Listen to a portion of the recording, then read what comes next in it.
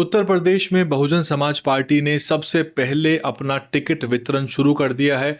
कई सीटों पर अपने प्रत्याशी बीएसपी घोषित कर चुकी है। साथ ही साथ इसमें वो ताना बाना भी बुन रही है। कहीं पे मुस्लिम प्रत्याशी है तो कहीं पे ओबीसी को तवज्जो मिल रही है। इसी तरह से बहुजन समाज पार्टी बड़े मंच के कार्यक्रम कर रही है, यानी कि उसमें बड़ा जनसमूह आ रहा है। हालांकि इस पे हम बात करेंगे 8 मिनट, लेकिन कुछ बड़ी खबरें ये कि जो पश्चिम बंगाल में ममता बनर्जी के साथ हुआ वैसा ही कुछ घटित हो सकता है शिवसेना यूबीटी के साथ। शिवसेना उद्धव बाला साहब ठाकरे यानी कि शिवसेना यूबीटी, उनके जो बागी सांसद हैं उनको लेके भी लगातार खबरें निकल के आ रही हैं। और ओम प्रकाश राजभर साहब ने जो आज बयान दिया है कि समाजवादी पार्टी और अखिलेश यादव अपनी पार्टी की चिंता करें, और कुछ इशारों इशारों में कह रहे हैं कि ऐसा कुछ जैसा पश्चिम बंगाल में हुआ, महाराष्ट्र में हो रहा है, ऐसा उत्तर प्रदेश में भी हो सकता है। आपको बता दें कि समाजवादी पार्टी के पास वर्तमान में 37 सांसद हैं, और अगर कुछ सेंधमारी या कुछ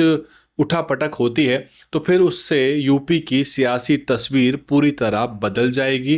क्योंकि फिर ऐसे में बहुजन समाज पार्टी को गेन करने के लिए काफ़ी बड़ा मैदान खाली होगा, और अखिलेश यादव की चिंताएं जो हैं वो शायद बढ़नी चाहिए। ऐसा ओम प्रकाश राजभर भी कह रहे हैं कि आप अपनी पार्टी की चिंता करिए। इस तरह की आज टीका टिप्पणी पूरे दिन होती रही। लोगों की नज़र महाराष्ट्र पे भी है। बस मैं आपको इस रिपोर्ट में ये बताना चाह रहा हूँ कि अन्य पार्टियां जब प्रत्याशी घोषित करती हैं तो पर्चा जारी कर देती हैं। कुछ पार्टियों के टिकट वितरण हो रहे हैं तो वो सिंबल देके प्रत्याशी को भेज देती हैं, और एक एक करके प्रत्याशी सिंबल लेके चले आते हैं। लेकिन यहाँ बहुजन समाज पार्टी इस बार एक एक प्रत्याशी की जो घोषणा है उसमें बड़े मंच के कार्यक्रम हो रहे हैं, बड़ा जनसमूह आ रहा है। सबसे पहले ये हमने देखा हापुड़ में विपिन दीवान का जब नामांकन घोषित हुआ तो मुनकाद अली साहब आए और मंच का बड़ा कार्यक्रम लगा, और उसमें बड़ा जनसमूह निकल के आया, बड़ी भीड़ थी और बड़ा ऊंचा मंच। जिस तरह के कार्यक्रम बहन मायावती के होते हैं, जिस तरह की रैलियां बहन जी की रैलियां होती हैं, उसी की तर्ज पे बड़े कार्यक्रम उत्तर प्रदेश में हो रहे हैं। ये एक काबिले तारीफ बात है। हालांकि सोशल मीडिया मैनेजमेंट को लेकर मुझे एक टिप्पणी करनी है, वो मैं आखिर में करता चलूंगा। दूसरा, हसनपुर में भी हुआ और वहां पर भी बड़ा जनसमूह देखने को मिला। काफी भीड़ फोटोग्राफ में नजर आई। और इसी तरह से 22 और 23 तारीख को भी बीकापुर में और अकबरपुर में, बीकापुर फैजाबाद और अकबरपुर अंबेडकर नगर में भी बसपा अपने प्रत्याशी घोषित करने वाली है।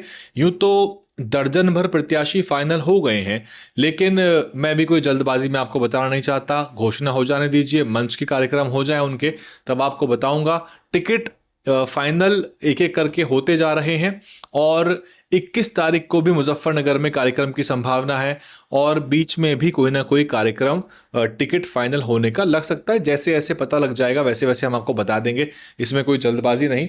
लेकिन ये काबिल तारीफ बात है कि उसमें 10,000 से लेकर 20,000 25,000 तक की भी भीड़ जुटने की तस्वीरें निकल के आ रही हैं। और जो 22 और 23 को फैजाबाद में होगा वो तो खासा बड़ा कार्यक्रम होगा, क्योंकि वहाँ जितेंद्र सिंह बबलू, जो बहुजन समाज पार्टी के ही पहले विधायक रहे थे, निष्कासित हो गए थे और वो वापस आए हैं, और वो एक कद्दावर दमदार नेता है। इससे पूरे जिले की राजनीति बदलेगी, और अन्य सीटों पर भी आपको प्रभावी चेहरे देखने को मिल सकते हैं।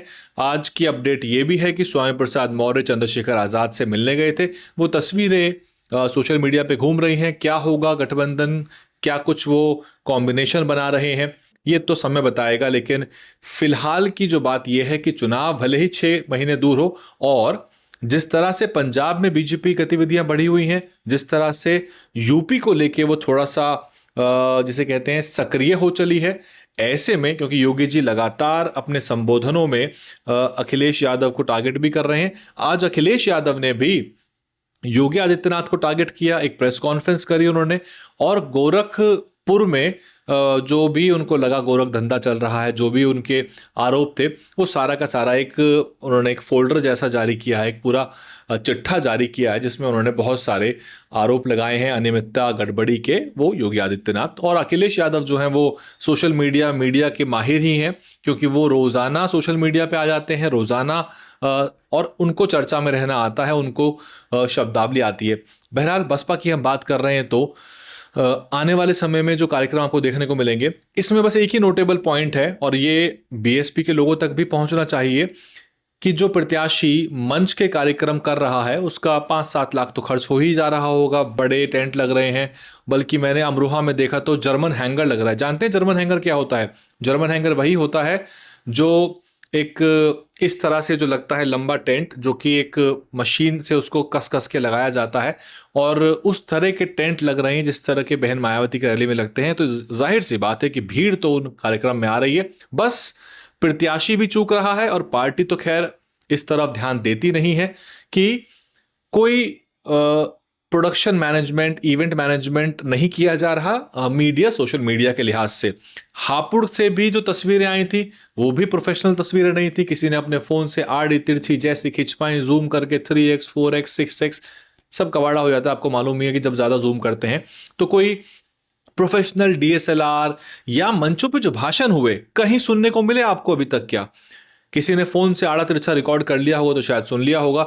लेकिन जब आप इतना बड़ा मंच बना रहे हैं, हाँ, लाखों रुपया खर्च कर रहे हैं, अमरोहा में कार्यक्रम हो गया, हापुड़ में हो गया, और मुजफ्फरनगर में भी होगा, और बीकापुर और अकबरपुर में भी होगा, तो प्लीज़ प्रोफेशनल्स को हायर करिए या फिर मीडिया को इस तरह से इनवाइट करिए कि जिस मीडिया के पास साधन संसाधन हो, अच्छे कैमरे हों, लाख 1.5 लाख 2-2 लाख रुपए के, तो आपका जो मंच के कार्यक्रम है उसके जो भाषण है अच्छी आवाज़ HD क्वालिटी में रिकॉर्ड होगा, आप उसको इस्तेमाल करेंगे और वो वीडियोस, वो सारी रील्स बन के इंस्टाग्राम और फेसबुक पे घूमती रहेगी।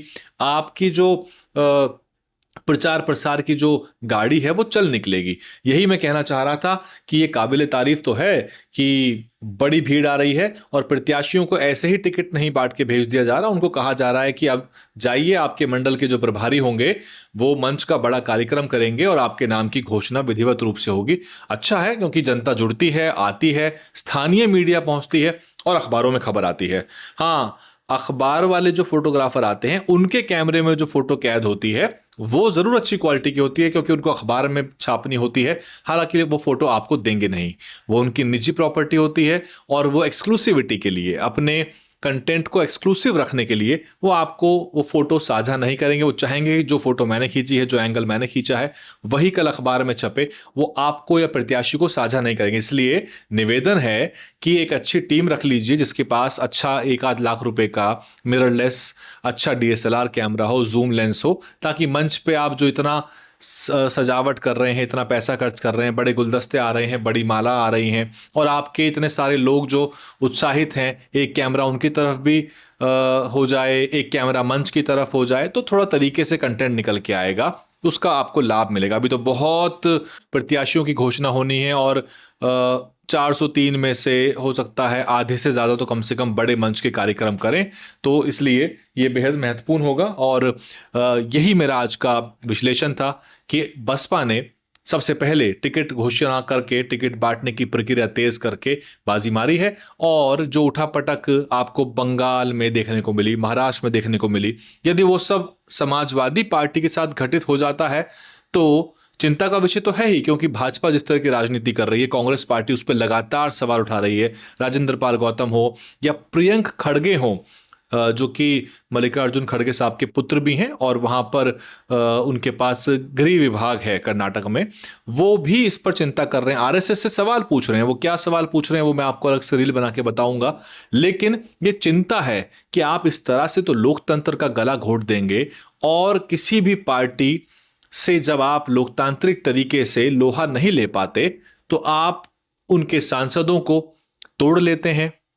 और कमाल की बात तो ये जो एंटी डिफेक्शन लॉज हैं, जो दल बदल विरोधी कानून हैं, जो संविधान के शेड्यूल 10 के प्रावधान हैं, वो बेकार हो रहे हैं, उसको बाईपास किया जा रहा है, उसको लूप होल निकाले जा रहे हैं। अगर आप बंगाल की न्यूज़ को फॉलो कर रहे हैं तो एक पार्टी जिसे कोई नहीं जानता था पहले, उसमें ज्वाइनिंग कराई गई ताकि 2/3 जो लीगल मर्जर है वो कराया जा सके। ये सब प्रक्रिया आपने देखी क्या कुछ हो रहा है। सवाल ये पैदा होता है कि यदि उत्तर प्रदेश में भी होगा तो इसका असर समाजवादी पार्टी की राजनीति पे पड़ेगा, और ऐसे में Bahujan Samaj party bounce back कर सकती है, उसके पास मौका है। हालांकि जो बसपा की निष्क्रियता है सोशल मीडिया पर और राजनीति में, राजनीति का अर्थ ये नहीं कि केवल अपने नेताओं से ही बात करते रहिए और टिकट वितरण में आप इतना व्यस्त हो जाएं कि और काम ना कर पाएं। ये तो होगा ही, क्योंकि संगठन ही नहीं है इस तरह से कि आपके पास प्रवक्ता हो, आपके पास जो अलग अलग विभागों की जिम्मेदारी निभाने वाले लोग हों, वही गिने चुने मुट्ठी भर लोग हैं। और जब टिकट की बारी आती है तो सारा ध्यान जो है